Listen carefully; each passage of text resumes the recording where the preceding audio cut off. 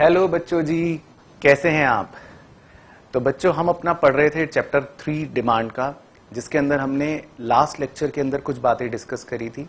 तो आज बच्चों हम अपने आगे के डिस्कशन को शुरू करेंगे। आप अपना फटाफट से माइक्रो का रजिस्टर निकाल लीजिए। तो बच्चों आज का जो हमारा टॉपिक रहेगा, सबसे पहले उस टॉपिक का नाम है, फर्स्ट टॉपिक का नाम है डिमांड फंक्शन। ठीक, डिमांड फंक्शन किसे कहते हैं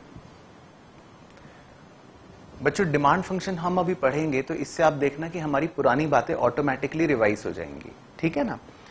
एक बार याद करो बच्चों, हमने फैक्टर्स अफेक्टिंग डिमांड पढ़ा था कि डिमांड को कौन से फैक्टर्स अफेक्ट करते हैं। ठीक है ना। मैंने डिमांड का सिंबल डी बना लिया। तो डिमांड को कौन कौन से फैक्टर्स अफेक्ट करते हैं एक बार याद करते हैं बच्चों। हमने पढ़ा था एक फैक्टर इफेक्ट करता है, वो है प्राइस ऑफ द कमोडिटी, जिसको हम सिंबल देते हैं पीएक्स। एक हमने पढ़ा था कि प्राइस ऑफ रिलेटेड गुड, जिसको हम सिंबल देते हैं पी आर। एक हमने पढ़ा था इनकम, जिसको हम सिंबल दे देते हैं वाई। एक हमने पढ़ा था टेस्ट एंड प्रेफरेंस, जिसको हम सिंबल दे देते हैं टी। और एक हमने पढ़ा था अदर फैक्टर्स, उसको भी मान लेते हैं, सिंबल दे देते हैं ओ। तो अगर मैं ये बोलूं कि डिमांड जो है गुड एक्स की, वो अफेक्ट होती है इन 5 फैक्टरों की वजह से, यानी जिनको हमने फैक्टर्स अफेक्टिंग डिमांड बोला था। तो इसी चीज को एक मैथमेटिकल रिलेशन के फॉर्म में अगर मैं लिखूं तो वो रिलेशन ऐसा बन जाएगा कि demand of a good X is function of P X comma P R comma Y comma T comma O. बस, यानी कि किसी भी गुड की डिमांड जो है वो किन चीजों पर डिपेंड करती है, वो उसके प्राइस पर डिपेंड करती है, वो प्राइस ऑफ रिलेटेड गुड पर डिपेंड करती है, वो इनकम पर डिपेंड करती है, टेस्ट पर करती है, या अदर फैक्टर्स पर करती है। ठीक है ना। तो एग्जाम में हम ये लिख के दिखा देंगे और इसको बोलते हैं कि ये एक रिलेशनशिप है, टेक्निकल रिलेशनशिप है between factors affecting demand and demand. तो इस चीज को बोलते हैं डिमांड फंक्शन। ठीक है ना। लेकिन एग्जाम में आपको एक एक चीज को बताना पड़ेगा कि आप यहां पे जो सिंबल ले रहे हो वो क्या है। तो dx मतलब हम किस चीज का सिंबल ले रहे हैं, ये हम मान रहे हैं ये है demand of good x. Good x की डिमांड को हमने किससे संबोधित कर दिया, dx से। इसी तरह px, px मतलब हम क्या मान रहे हैं, px मान रहे हैं price of good x. Good x के प्राइस को हमने px बोल दिया। इसी तरह आप pr, pr क्या लिखोगे, प्राइस ऑफ रिलेटेड गुड। अब इसमें ज्यादा डिटेल में बताने की हमें जरूरत नहीं होती कि रिलेटेड गुड वो 2 टाइप के थे, सब्स्टिट्यूट या कॉम्प्लीमेंट्री, वो नहीं बताना, बस खत्म, pr। उसके बाद है y, y मैं यहां पे लिख देता हूं, y मतलब income of the consumer, consumer की इनकम मतलब y। इसके बाद t, t का मतलब t is equal to taste and preference. और लास्ट o, o मतलब इधर लिख लेते हैं अदर फैक्टर्स। तो हमें अगर किसी को समझाना हो कि डिमांड फंक्शन क्या होता है, तो demand function is basically this relationship, जो डिमांड और उसके फैक्टर्स जो उसको अफेक्ट करते हैं उनके बीच होता है। तो इस तरह से इस मैथमेटिकल रिलेशन को बोलते हैं डिमांड फंक्शन। Very simple. तो आप भी बच्चों फटाफट से इसको नोट कर लेना अपने रजिस्टर्स के अंदर। ठीक है ना। आज आपको मेरे साथ साथ ही नोट्स बनाने फटाफट से, कहीं पर अगर कुछ मिस हो जाए तो वीडियो को पॉज करके नोट कर लेना, बट नोट्स जरूर बनाना मेरे साथ रजिस्टर के अंदर। बाकी मैंने आपको बता ही दिया है, आपकी ये जो बुक है, जिससे मतलब अगर आपको लगता है कि सर नोट्स के अलावा भी हम एग्जॉस्टिव प्रैक्टिस कहां से करेंगे, तो जो हमारी एपीसी की बुक्स आती है बीएल गुप्ता पराग गुप्ता के नाम से, जिसका मैंने लिंक भी शेयर कर रखा है, वो अमेजॉन पे लेटेस्ट एडिशन जो है अवेलेबल हो चुकी है। तो आप फटाफट वो ऑर्डर कर सकते हो और हार्ड कॉपी वो बुक की आपके पास आ जाएगी। उससे आप पूरे अपनी साल की स्टडी कर सकते हो। उसमें सारी बातें हैं, हम भी अपनी वीडियोज में उसका ग्लांस लेंगे, बट नोट्स के साथ साथ वो कंप्लीट रिफ्रेशर आपको और ज्यादा हेल्प करेगी। चलो ठीक है सर, आगे बढ़ते हैं। तो डिमांड फंक्शन तो सर हम समझ गए। अब मैं आपको बताऊंगा कि डिमांड शेड्यूल किसे बोलते हैं। ठीक है ना, डिमांड शेड्यूल क्या होता है बच्चों? शेड्यूल किस चीज को बोलते हैं? जब भी किसी भी रिलेशनशिप को हम एक टैबुलर फॉर्मेट में प्रेजेंट करते हैं उस चीज को शेड्यूल बोलते हैं। और यहां हम डिमांड को एक टैबुलर फॉर्मेट में या डिमांड के रिलेशन को टैबुलर फॉर्मेट में शो करेंगे तो इसको डिमांड शेड्यूल बोलते हैं। तो डिमांड शेड्यूल बेसिकली क्या होता है? ये एक प्रकार से होता है tabular presentation showing relationship between price and quantity demanded। ठीक है ना, तो मतलब ये प्राइस का और कितनी क्वांटिटी हम डिमांड कर रहे हैं, क्वांटिटी डिमांडेड के रिलेशन को एक टैबुलर प्रेजेंटेशन में जब हम शो करते हैं तो उसको बोल देते हैं डिमांड शेड्यूल। ठीक है ना, तो फटाफट से एक शेड्यूल बना भी सकते हैं बच्चों। Very simple, very very simple. सिर्फ 2 कॉलम्स बनाने हैं आपको। पहले कॉलम का नाम है प्राइस, दूसरे कॉलम का नाम है क्वांटिटी। ठीक है ना, रिश्ता हमने पढ़ रखा है, इनका रिलेशन हम ऑलरेडी जानते हैं।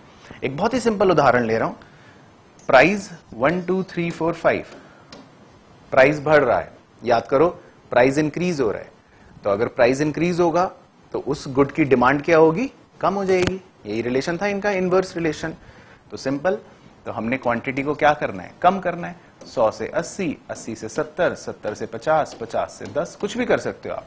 There is no rule. बस रूल ये है कि अगर प्राइस बढ़ रहा है तो क्वांटिटी कम हो जाएगी, क्योंकि हमें क्या शो करना है? इनवर्स रिलेशनशिप शो करना है। इनफैक्ट ये बात हम यहां पर लिख देते हैं, tabular presentation showing inverse relation, ताकि बात हमारी यहां पर भी दोबारा से कवर हो जाए कि कैसा रिलेशन शो कर रहे हैं हम? Inverse relationship between price and quantity demanded. तो इसको बोलते हैं बच्चों डिमांड शेड्यूल। और इसी का जब हम ग्राफिक रिप्रेजेंटेशन करते हैं, इसी चीज को जब हम ग्राफिकली रिप्रेजेंट करते हैं, यानी आप एक्स एक्सिस पर लिखते हो क्वांटिटी और वाई एक्सिस पर आप लिखते हो प्राइस, और जब हम इसको ग्राफिकली ड्रॉ करते हैं तो एक डाउनवर्ड स्लोपिंग लाइन बन जाती है। तो इसको बोलते हैं, पहले आप बनाओ इतना, फिर मैं बताता हूं। अच्छा, इसमें इनवर्स रिलेशन कैसे शो हुआ फिर से बताता हूं, वैसे आपको सिखा रखा है। फॉर एग्जाम्पल, P0 प्राइस पर हमारी क्वांटिटी जो है वो है Q0। For example, P0 price पर हमारी क्वांटिटी है Q0। अगर मैं प्राइस को कम कर दूंगा, तो मेरी जो क्वांटिटी है वो बढ़कर ज्यादा हो जाएगी। यानी कि फॉर एग्जाम्पल, प्राइस अगर P1 हो गया, घट गया, तो क्वांटिटी Q1 हो जाएगी, बढ़ जाएगी। तो ये क्या शो कर रहा है कि प्राइस कम हुआ, क्वांटिटी बढ़ी, प्राइस कम हुआ, क्वांटिटी बढ़ी। That means inverse relation. तो इस इनवर्स रिलेशन वाले इस डायग्राम को, इस कर्व को बोलते हैं, ये आपको लिखना है, इसे बोलते हैं डिमांड कर्व।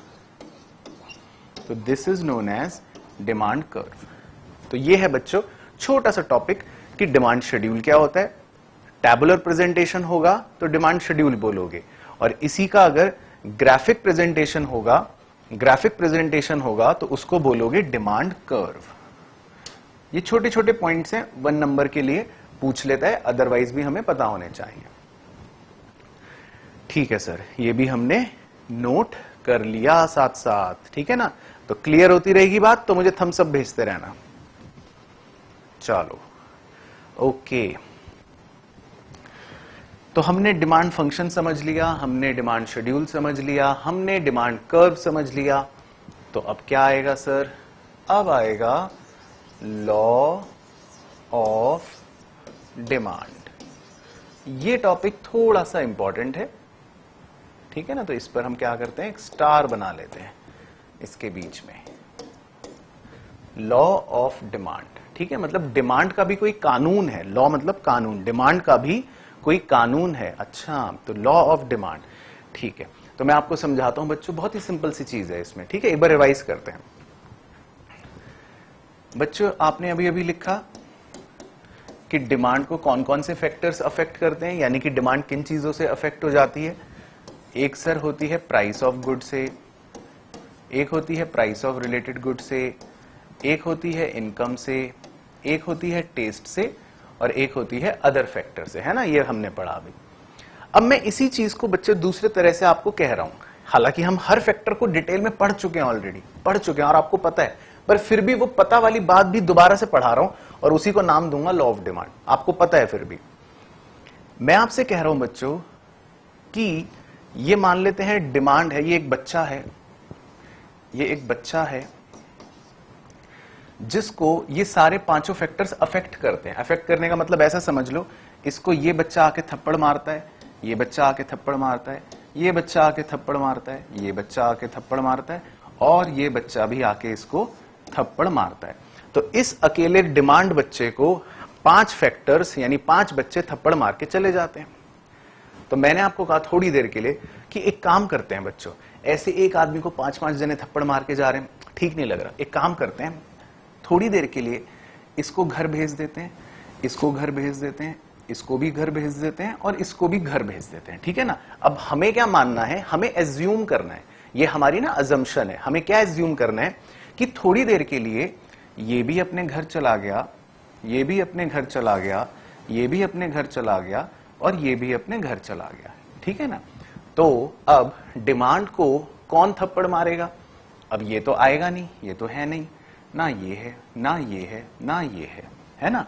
तो यानी कि ये चारों को तो मैंने घर भेज दिया, अब ये चारों तो आएंगे नहीं, ठीक है ना। तो थोड़ी देर के लिए इन्हें हटा ही देता हूं कि ये चारों तो अब आने से रहे।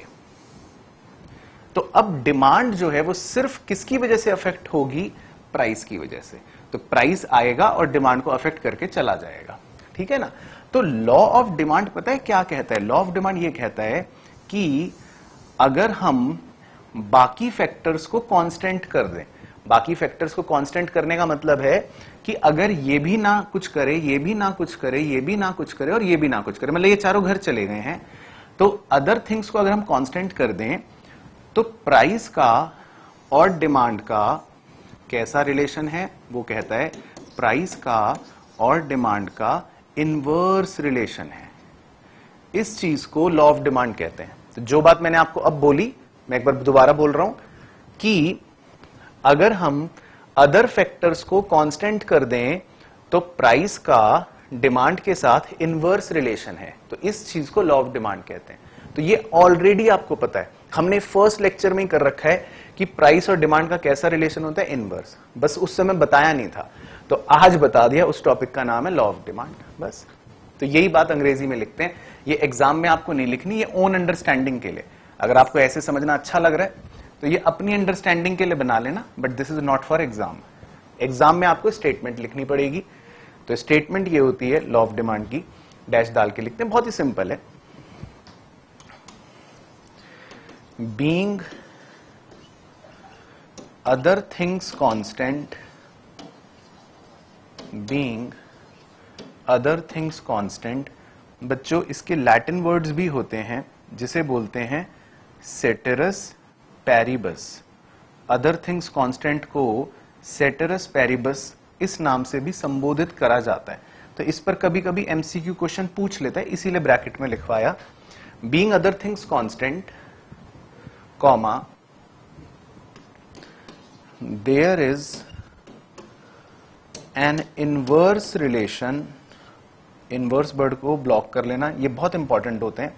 There is an inverse relation between price and quantity demanded, ठीक है ना। यहां पूरा लिख रहा हूं word, price and quantity demanded, बस। तो इसको लॉ ऑफ डिमांड बोलते हैं। दिस इज सिंपल सी चीज is known as law of demand. तो लॉ ऑफ डिमांड ने क्या बोला, याद करने का तरीका समझ लो, बस लिख तो लोगे, क्या है लिखने में, याद करने का तरीका समझ लो कि हमने अदर थिंग्स को कांस्टेंट कर दिया, मतलब ये भी घर गया, ये भी घर गया, ये भी घर गया, और ये भी घर गया, इन्हें हमने कांस्टेंट कर दिया। कांस्टेंट मतलब ये चेंज नहीं होंगे, ये मतलब होता है, यानी कि जो जहां है वो वहीं रहेगा, फ्रीज हो गया। तो अगर अदर थिंग्स को कांस्टेंट कर देंगे हम, तो तो प्राइस का और डिमांड का इनवर्स रिलेशन है, बस दैट्स इट। तो इसको लॉ ऑफ डिमांड बोलते हैं। तो हमने ये ऑलरेडी पढ़ रखा था बच्चों। देखो इस पार्ट को मैं छोटा सा यहां पे भी समझाऊं। इनवर्स रिलेशन मतलब अगर प्राइस बढ़ेगा तो डिमांड कम हो जाएगी, और अगर प्राइस कम होगा तो डिमांड बढ़ जाएगी।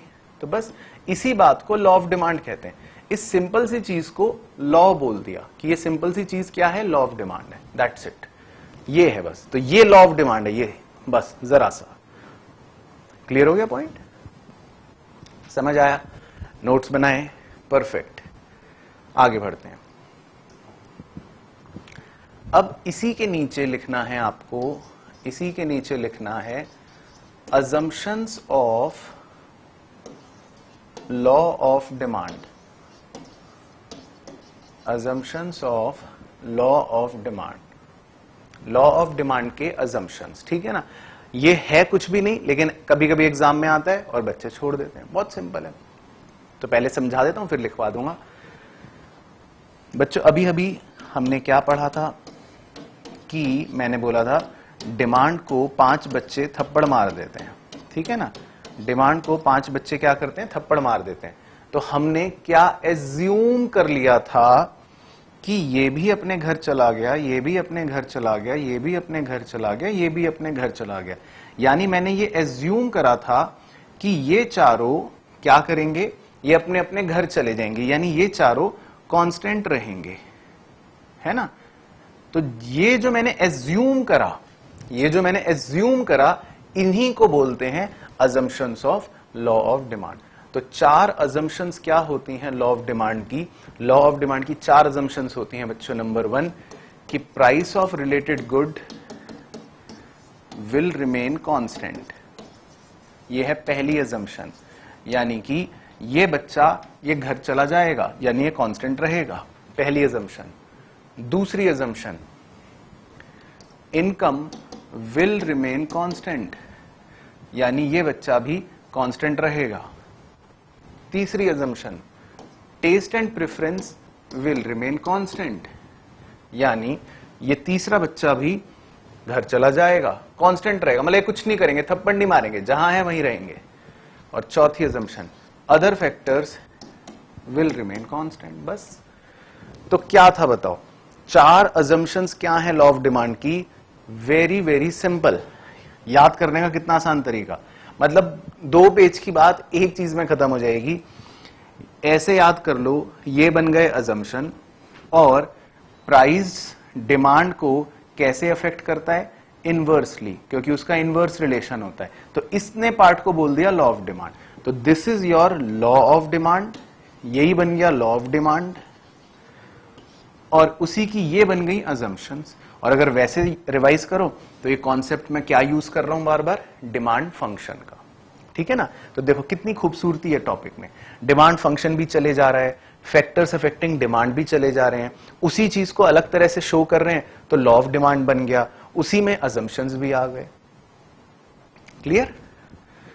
ठीक है बच्चों, तो आप अपने रजिस्टर में ये नोट कर लेना, assumptions of law of demand. आगे बढ़ते हैं।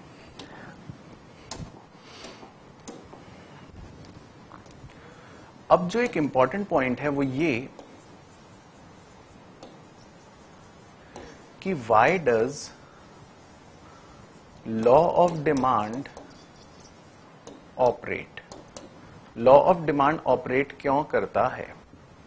ठीक है ना, ये एक इंपॉर्टेंट क्वेश्चन है, वेरी इंपॉर्टेंट, कि लॉ ऑफ डिमांड ऑपरेट क्यों करता है, मतलब ऐसा क्यों होता है? अभी तो मैंने रटवाया, आपने रट लिया, हाँ कि सर आपने तो बोला, सर अभी आपने तो बोला कि प्राइस बढ़ेगा तो डिमांड कम होगी। मैंने कहा हाँ बच्चों मैंने बोला।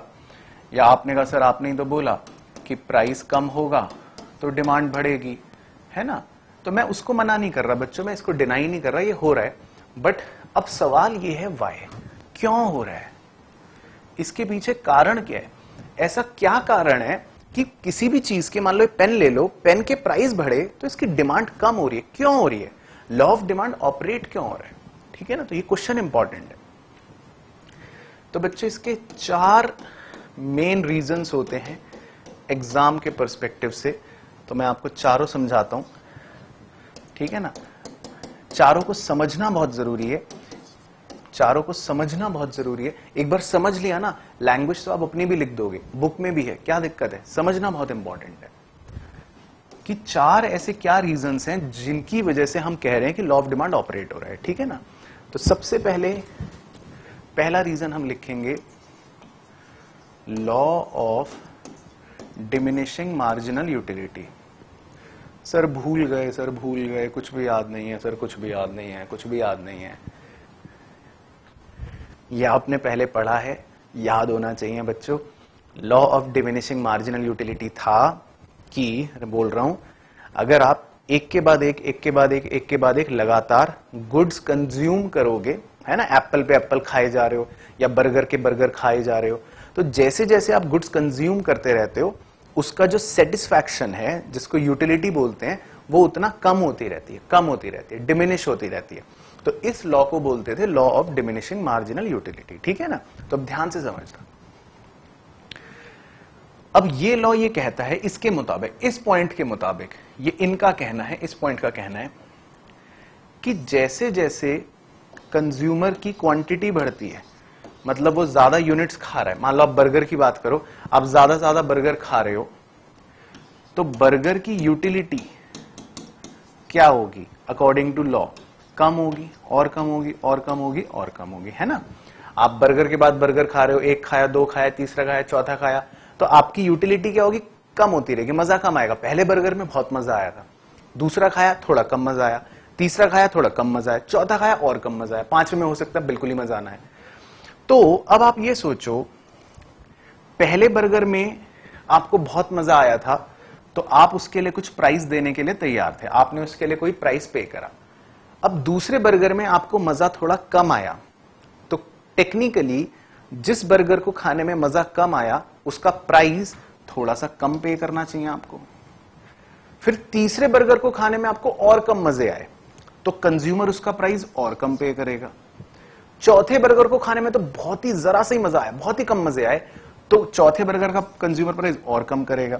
तो जैसे जैसे मजे उसको कम होंगे, कंज्यूमर चाहेगा कि उसका प्राइस भी कम पे करूं। बात समझ आई जो इस पॉइंट ने समझाई। तो ये पॉइंट ये कह रहा है कि जैसे ही कंज्यूमर किसी गुड की क्वांटिटी को बढ़ाता है, उसकी यूटिलिटी कम हो जाती है, इसी वजह से वो उसके प्राइस को भी कम पे करना चाहेगा। ठीक है, हमने इसकी बात मान ली कि हाँ यार, बात तो लॉजिकल है। अगर किसी चीज में आपको मजा कम आ रहा है तो आप भी कम पैसे देना चाहोगे ना, और ज्यादा मजा आ रहा है तो ज्यादा दे दोगे। तो हमने कहा हाँ, बात तो ठीक कह रहे हैं पॉइंट। तो इस पॉइंट में अब आप ये देखो कि क्वांटिटी और प्राइस जो हैं वो किस डायरेक्शन में चल रहे हैं। एक बार इनका रिलेशन देखो कि क्वांटिटी तो हो रही है ज्यादा और प्राइस हो रहा है कम। दैट मीन्स क्वांटिटी और प्राइस का कैसा रिलेशन चल रहा है, यहां पे इनवर्स रिलेशन चल रहा है। और यही लॉ ऑफ डिमांड ने भी कहा था कि भाई प्राइस और क्वांटिटी का इनवर्स रिलेशन होता है। तो इस पॉइंट ने प्रूव कर दिया कि law of diminishing marginal utility की वजह से इनके बीच में इनवर्स रिलेशन है, ये मतलब है। तो इस पॉइंट का अपना ये तर्क था कि देखो, मेरी वजह से प्राइस और डिमांड का इनवर्स रिलेशन है, या ये पॉइंट श्रेय ले रहा है, ये पॉइंट क्रेडिट ले रहा है कि मेरी वजह से लॉ ऑफ डिमांड ऑपरेट होता है। तो ये इस पॉइंट का एक्सप्लेनेशन था। ठीक है ना, तो अपने को मीनिंग से मतलब है, दैट्स इट। अच्छा, दूसरा, ये तो बहुत ही कॉमन सेंस है। दूसरा पॉइंट, इसका नाम है सब्स्टिट्यूशन इफेक्ट। Substitution effect. बच्चों आप सिर्फ समझना, आप सिर्फ नोट्स के अंदर मेन पॉइंट्स लिखना और सिर्फ अपनी लैंग्वेज में थोड़ा सा समझना है आपको। बिल्कुल कोई भी लैंग्वेज रटने की जरूरत नहीं है, बुक में आराम से देख के आप पढ़ सकते हो। अच्छा, अब सब्स्टिट्यूशन इफेक्ट क्या कहता है बच्चों, ये मान लेते हैं प्राइस ऑफ टी है, टी मतलब चाय, 10 रुपए, और ये है प्राइस ऑफ कॉफी, वो भी 10 रुपए। अभी दोनों बराबर हैं, चाय भी 10 रुपए की है, कॉफी भी 10 रुपए की है। ठीक है बच्चों, चाय भी 10 रुपए की है, कॉफी भी 10 रुपए की है। तो अभी आप क्या पीते हो, मान लेते हैं चाय पीते हो, आपको चाय पसंद है, आप चाय पी रहे हो। अब अचानक से क्या हुआ कि चाय के प्राइजेस 10 रुपए से बढ़ के हो गए, ओ गॉड, 40 रुपए। यानी कि चाय के प्राइजेस, टी के प्राइजेस बढ़ गए, टी के प्राइजेस 10 रुपी से घट के 10 रुपी से हट के 40 हो गए। तो अब आप बताओ क्या आप अब भी चाय ही पियोगे, या अब आपके मन में यह विचार आएगा कि चाय तो महंगी हो गई है, तो क्यों ना चाय को मैं सब्स्टिट्यूट कर लूं कॉफी से? करोगे ना? ये तो पढ़ रखा है हमने, सब्स्टिट्यूट गुड्स होते हैं। तो ये होगा बच्चों, जैसे ही प्राइस बढ़ेगा ना टी का, तो कंज्यूमर क्या करता है, कंज्यूमर ये मानता है कि एक तरह से कॉफी का प्राइस जो है वो सस्ता हो गया, या वो उसको रिलेटिवली ये मानता है कि कॉफी जो है वो सस्ती हो गई, या कॉफी का प्राइस कम है। वो ये बोलता है कॉफी का प्राइस कम है। तो हम कहते हैं हाँ ठीक बात है। तो जैसे ही टी का प्राइस बढ़ेगा तो ज्यादा लोग क्या सोचेंगे, अब टी नहीं पिएंगे, बहुत महंगी हो गई, तो सारे लोग क्या करेंगे, कॉफी की तरफ सब्स्टिट्यूट हो जाएंगे। तो इससे क्या होगा बच्चों, जो कॉफी की डिमांड है वो बढ़नी शुरू हो जाएगी, बढ़ गई। तो इस सब्स्टिट्यूशन इफेक्ट ने ये प्रूफ करवाया, या इसकी दलील ये है, इसका क्रेडिट ये है, ये कह रहा है कि देखो जैसे ही कॉफी सस्ती हुई, हमने लिखा ना कॉफी के प्राइस कम हो गए, लिखा ना कि कॉफी सस्ती हो गई, कॉफी के प्राइस कम हो गए, तो कॉफी की डिमांड बढ़ गई। क्यों बढ़ गई? क्योंकि इस पॉइंट का कहना है बिकॉज लोग जो हैं वो टी की बजाय अब ज्यादा कॉफी पिएंगे, तो लोगों ने सब्स्टिट्यूट कर लिया टी की बजाय कॉफी को, तो इस इफेक्ट को उन्होंने सब्स्टिट्यूशन इफेक्ट बोल दिया। तो ये सेकंड पॉइंट ये बोलता है कि देखो अगर टी का प्राइस बढ़ जाएगा तो उसका जो सब्स्टिट्यूट है कॉफी वो सस्ती हो जाएगी और लोग फिर कॉफी की डिमांड ज्यादा करेंगे। तो इस पॉइंट का कहना था कि मेरी वजह से लॉ ऑफ डिमांड चल रहा है, सब्स्टिट्यूशन इफेक्ट का ये कहना था। तो हमने इसकी भी बात मान ली कि ठीक है भाई, तुम भी ठीक कह रहे हो कि कॉफी सस्ती हुई और लोग कॉफी ज्यादा पी रहे हैं, तो तुमने भी इनवर्स रिलेशन बता दिया, तो हमने इसकी बात भी मान ली। ठीक है बच्चों, समझ आ रहा है ना? मेन चीजें समझ आना चाहिए। Yes sir. तीसरा पॉइंट, ये सबके उस्ताद इनकम इफेक्ट, इन्होंने क्या कहा, ये कैसे क्रेडिट ले रहे हैं कि लॉ ऑफ डिमांड तो मेरी वजह से चल रहा है। इन्होंने तो बड़ी सिंपल सी बात कही, बड़ी प्यारी बात है, बड़ी सिंपल बात है। ठीक है जी, मान लेते हैं बच्चों आपकी मम्मी ने आपको एक 100 का नोट दिया, ठीक है, आप खुश नाचते हुए जा रहे हो सड़क पे, 100 का नोट मिला है आज तो, और आप जा रहे हो मोमोज खाने। प्राइस ऑफ मोमोज मान लो आते हैं 50 रुपए के, ठीक है, मोमोज कितने के आते हैं? 50 रुपए के। तो आप अपना 100 का नोट लेके जा रहे हो खुशी खुशी, मम्मी ने 100 रुपए दिए हैं। तो अब आप जब दुकान पे पहुंचोगे तो कितने प्लेट मोमोज खा लोगे, मतलब कितनी क्वांटिटी ले लोगे मोमोज की? 100 रुपए में 2। तो आपने 2 प्लेट मोमोज खरीद लिए, ठीक है जी।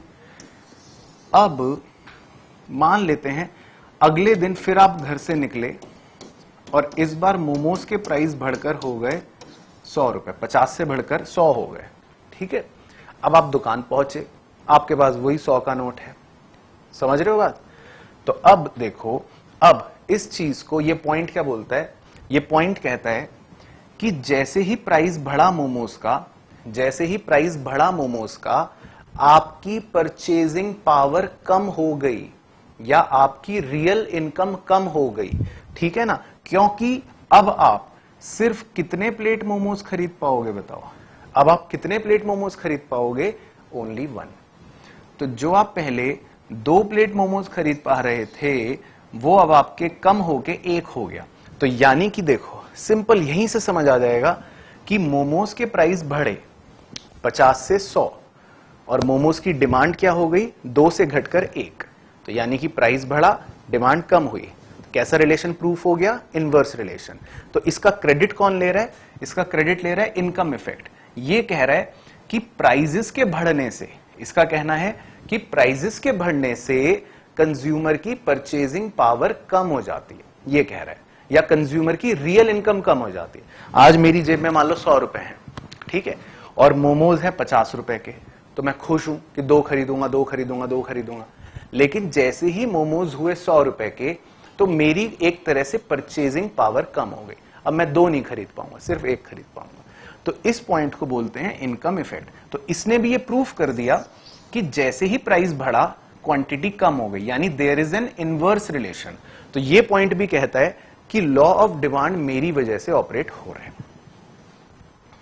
तो आई होप आपको ये भी समझ आया हो। ठीक है सर, बिल्कुल सही है। चौथा पॉइंट है number of consumers. Number of consumers, number of consumers क्या कहते हैं? ये बहुत ही सिंपल सा पॉइंट है, जेनरिक पॉइंट है। भाई किसी चीज की अगर प्राइजेस कम होते रहेंगे, कोई चीज सस्ती हो रही है ना, कोई चीज मान लो बहुत महंगी है, कोई महंगी सी घड़ी है किसी कंपनी की, रोलेक्स की वॉच है, ठीक है ना, तो अभी बहुत गिने चुने लोग खरीद पाते हैं आपके जैसे, मैं तो सोचता भी नहीं। तो अब मान लेते हैं उसके प्राइसेस कम हो रहे हैं, कम हो रहे हैं, कम हो रहे हैं, कम हो रहे हैं, सस्ते हो रहे हैं, तो क्या होगा, ज्यादा लोगों को लगेगा यार अब तो ये अच्छा है, सस्ते हो रहे हैं, अब तो मैं भी खरीद सकता हूं, सस्ते हो रहे हैं, मैं भी सोचूंगा मैं भी खरीद सकता हूं। तो ऐसे में क्या होता है, जो ग्राहक होता है यानी जो कंज्यूमर होते हैं मार्केट के अंदर, वो क्या होंगे, मान लो पहले रोलेक्स की घड़ी खरीदने वाले सिर्फ 2-3 लोग थे, अब रोलेक्स की घड़ी के प्राइसेस कम हो गए, तो ऐसे में मार्केट के अंदर जो कंज्यूमर्स हैं उनकी संख्या बढ़ जाती है ना।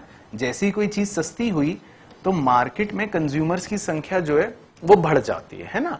अब मार्केट में जब कंज्यूमर्स की संख्या बढ़ेगी तो नेचुरल सी बात है डिमांड क्या होगी, डिमांड भी बढ़ेगी। तो ये पॉइंट ये कहता है कि देखो प्राइजेस के कम होने की वजह से कंज्यूमर्स की संख्या बढ़ जाती है, इसीलिए डिमांड बढ़ती है। तो ये पॉइंट कह रहा है मेरी वजह से प्राइस का और डिमांड का इनवर्स रिलेशन है। तो ये पॉइंट कह रहा है मेरी वजह से लॉ ऑफ डिमांड ऑपरेट हो रहा है। तो बच्चों हर पॉइंट की अपनी एक दलील है, हमें किसी से कोई लड़ाई झगड़ा नहीं है, हम इसकी भी सुन लेंगे, इसकी भी सुन लेंगे, इसकी भी सुन लेंगे और इसकी भी सुन लेंगे। आपका उद्देश्य यह है कि आपको हर पॉइंट को अच्छे से समझना है। चलो, तो ये था हमारा मेन पॉइंट कि why does law of demand operate, कि लॉ ऑफ डिमांड क्यों ऑपरेट करता है। ठीक है ना। तो चारों पॉइंट बच्चों आपको लिखने हैं रजिस्टर में, मेन पॉइंट्स, और बस उसकी अंडरस्टैंडिंग लेके काम खत्म करना है। इसके बाद है बच्चों लास्ट टॉपिक हमारा, इसका नाम लिखना है आपको exceptions of law of demand. ठीक है, important, exceptions of law of demand. ये तो बहुत ही मजेदार पॉइंट है, इसको ना पढ़ने में मजा आएगा। एक्सेप्शंस को एग्जाम में आए ना आए वो तो बात की बात है, हमें क्या पता, पर पढ़ने में आपको मजा आएगा। अब इसमें पता है हम क्या पढ़ने वाले हैं। लॉ ऑफ डिमांड ने बोला कि प्राइस बढ़ता है तो डिमांड कम होती है, हाँ बोला, या प्राइस घटता है तो डिमांड बढ़ती है ना, ये बोला लॉ ऑफ डिमांड ने। लेकिन मैं आपको एक्सेप्शंस पढ़ा रहा हूं, तो हर किसी को कुछ उल्टा करने में मजा आता है ना। जो बोला कि ये होना चाहिए तो सबको लगता है ना ये नहीं करूंगा, अब तो उल्टा ही करूंगा। तो ऐसे ही लॉ ऑफ डिमांड ने बोला कि ये होना चाहिए, तो अब हम जो पढ़ेंगे ना वो ये मानते ही नहीं, वो कहते हैं हट बेकार की बात, तो वो ये नहीं मानेंगे। तो अब हम कुछ ऐसे पॉइंट्स पढ़ेंगे जो लॉ ऑफ डिमांड को मानेंगे ही नहीं। देखना मजेदार पॉइंट्स है। सबसे पहला आता है इनके अंदर, इसे बोलते हैं गिवन गुड्स। ठीक है ना, सबसे पहले होते हैं गिवन गुड्स। गिवन गुड्स की बच्चों कहानी जो थी वो ऐसे कुछ शुरू हुई थी कि एक देश के अंदर बहुत साल पहले की बात है, एक ऐसी घटना घटित हुई जिसे एक व्यक्ति ने नोटिस करा। मतलब कुछ घटना ऐसी हुई जो एक महाशय थे, उन महाशय का नाम था सर रॉबर्ट गिफन। उन महाशय का नाम था सर रॉबर्ट गिफन। तो उन्होंने क्या देखा अपने देश में, काफी साल पुरानी बात है, कि वहां पर सिर्फ 2 गुड्स बन रहे थे, एक ब्रेड और एक मीट। और वहां पर ऐसा माना जा रहा था जो मीट है वो एक लग्जरियस गुड है, मतलब जो मीट खाता है वो इसका मतलब अरे यार तुम मीट खाते हो, क्या हाई क्लास आदमी हो, है ना। और ब्रेड जो थी, ब्रेड की क्वांटिटी इतनी बन गई थी, इतनी बन गई थी, इतनी बन गई थी कि वहां पर उन्होंने क्या नोटिस करा, उन्होंने ये चीज नोटिस करी कि ब्रेड जो है, स्पेशली ब्रेड के रिलेशन में उन्होंने ये बिहेवियर नोटिस करा कि ब्रेड के प्राइसेस ना कम होने लगे। इतनी ब्रेड बन गई उसके देश में, इतने ब्रेड का प्रोडक्शन हो गया, इतनी ब्रेड बनी कि ब्रेड बहुत सस्ते दामों पर बिकनी शुरू हो गई वहां पे, बहुत सस्ते, बहुत सस्ते। लेकिन लोगों की साइकोलॉजी देखो, लोग क्या सोच रहे थे कि यार अगर हम अब भी ब्रेड खाएंगे ना, तो पता है मेरा पड़ोसी क्या बोलेगा, अबे तू ब्रेड खाता है, इतनी सस्ती चीज ब्रेड खाता है तू। तो लोगों की साइकोलॉजी क्या हुई कि अगर हम ब्रेड खरीद के खाएंगे तो हमारी बेइज्जती हो जाएगी। और इवन दो ब्रेड के प्राइसेस कम हो रहे थे, कम हो रहे थे, कम हो रहे थे, फिर भी ब्रेड की डिमांड ऑटोमेटिकली कम हो रही थी, कम हो रही थी, कम हो रही थी। यानी कि लॉ ऑफ डिमांड के अनुसार होना क्या चाहिए था कि ब्रेड सस्ती हुई तो ब्रेड की डिमांड बढ़ जाए, लेकिन लोग उल्टा कर रहे थे। लोग क्या कर रहे थे, उन्हें लग रहा था ब्रेड इतनी सस्ती हो गई है, इतनी सस्ती हो गई है, तो अब हमें ब्रेड नहीं खरीदनी, ये तो बहुत सस्ती है। तो लोगों ने ब्रेड खरीदने की बजाय चाहे मीट खरीदना शुरू कर दिया, चाहे वो महंगा ही क्यों ना हो। लेकिन सर रॉबर्ट गिफन ने ये थियोरी, ये बिहेवियर नोटिस करा कि प्राइस के कम होने पर उसकी डिमांड भी कम हो रही है। बड़ी अनोखी बात है। तो इसका मतलब ये तो लॉ ऑफ डिमांड फॉलो नहीं कर रहे, ये तो लॉ ऑफ डिमांड के बिल्कुल अगेंस्ट चल रहे कि प्राइस भी कम हो रहा है, डिमांड भी कम हो रही है। तो तब से ऐसे गुड्स का नाम गिफन गुड्स पड़ गया, सर रॉबर्ट गिफन के नाम पे, गिफन गुड्स। ठीक है ना। तो गिफन गुड्स में बस आपको ये लिखना है सिर्फ अपनी अंडरस्टैंडिंग के लिए, बाकी वो कहानी नाम लिख लेना, सर रॉबर्ट गिफन की कहानी थी, ब्रेड और मीट की कहानी थी, याद आ जाएगी, इससे स्टोरी याद आ जाती है। लेकिन इनका मेन मुद्दा बस आपको लिखना है बादल के अंदर कि इनका प्राइस कम होता है तो इनकी डिमांड भी कम होती है। बस जैसे यहां ये लिख दिया आपने, दैट मीन्स आपको गिफन गुड की परिभाषा समझ आ गई। तो एग्जाम में गिफन गुड मतलब क्या आपको लिखना है, गिफन गुड्स मतलब वो गुड्स जिनका प्राइस कम होने पर डिमांड कम हो जाएगी, दैट्स इट, बस ये लिखना है, this is your Giffen good. तो ये लॉ ऑफ डिमांड को नहीं मानते। क्लियर हो गया ना पॉइंट। दूसरा exception, conspicuous goods, conspicuous goods, इन्हें स्नॉब गुड्स या वेबलन गुड्स भी कहते हैं। वेबलन इफेक्ट्स होते थे, वहीं से नाम पड़ गया, लेकिन आपके लिए खाली कॉन्स्पिक्यूअस गुड्स ही नाम सफिशिएंट है, बट फिर भी लिखवा दिया। अब सर ये क्या होते हैं, सर ये बताओ ये क्या बात है, कॉन्स्पिक्यूअस गुड्स ये कैसे होते हैं। बच्चों कुछ गुड्स ऐसे माने जाते हैं जो इंसान सिर्फ सोशल या स्टेटस सिंबल के लिए खरीदता है, और इसका सबसे बेस्ट एग्जांपल होता है डायमंड। ऐसा माना जाता है, डायमंड कोई नेसेसिटी तो है नहीं कि जी मुझे डायमंड की बहुत जरूरत है। डायमंड लोग खरीदते हैं शौक में, ठीक है ना, डायमंड लोग खरीदते हैं स्टेटस के लिए। तो ऐसे गुड्स का पता है बिहेवियर कैसे देखा जाता है, इनके गुड, इस तरह के गुड्स में क्या बिहेवियर नोटिस किया जाता है। इनके प्राइजेस जितने बढ़ते हैं ना, डायमंड जितना महंगा होगा, देखो डायमंड आपने और मैंने तो खरीदना नहीं है ना, हमें तो कोई शौक नहीं है। मान लो मुकेश अंबानी जी को खरीदना है या उनकी धर्मपत्नी को खरीदना है, तो उन्हें क्या लगेगा कि जो डायमंड जितना महंगा होगा ना, डायमंड का प्राइस जितना बढ़ेगा ना, उस डायमंड की जो डिमांड होती है वो भी उतनी ही ज्यादा होती है।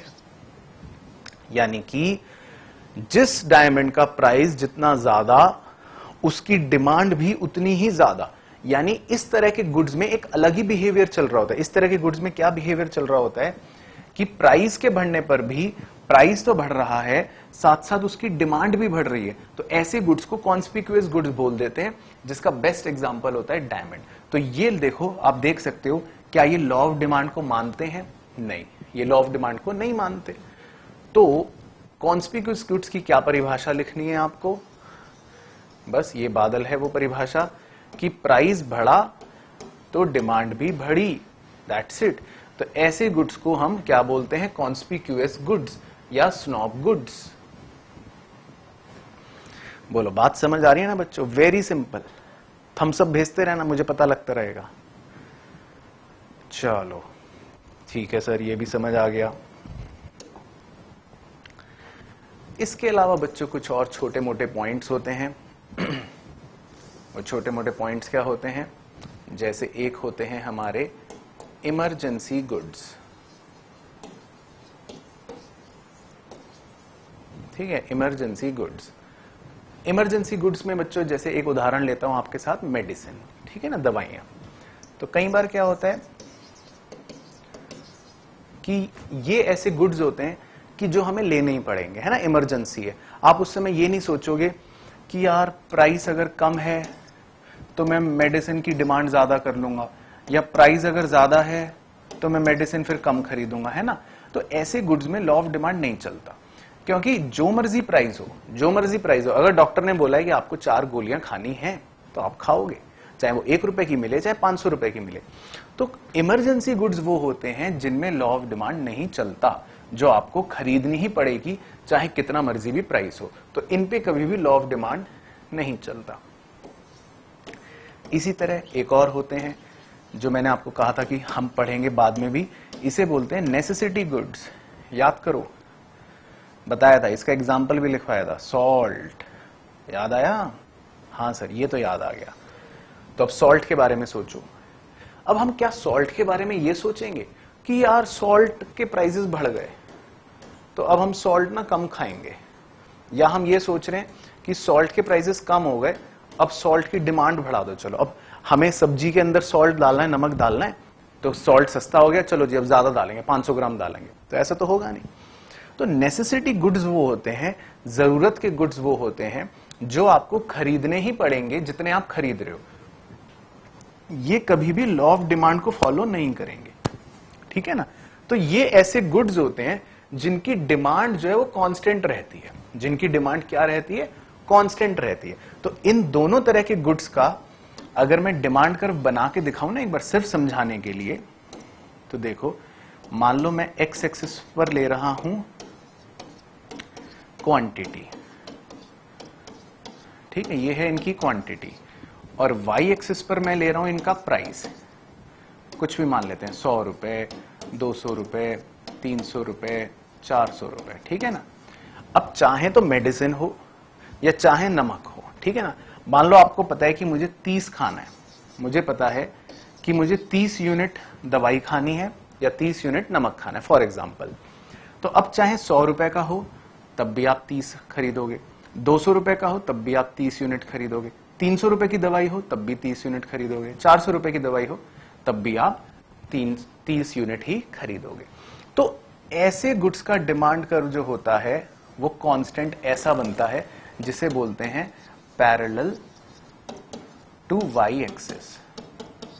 तो ये कितनी मजेदार बात है कि ये दो गुड्स ऐसे भी हैं जो लॉ ऑफ डिमांड को मानते ही नहीं, और इनका डिमांड कर्व भी देखो कैसा बनता है, ऐसा constant, parallel to Y axis.